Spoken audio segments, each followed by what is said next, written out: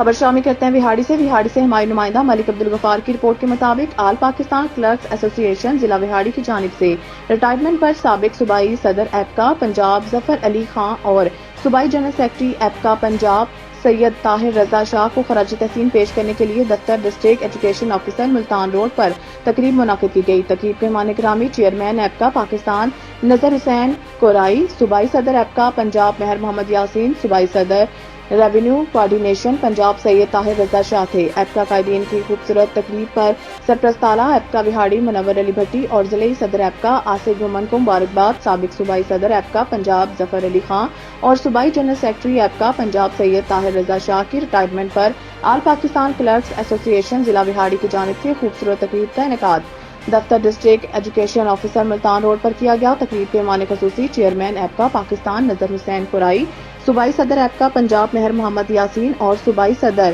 Revenue coordination Punjab Zia Khan نیازی تھے۔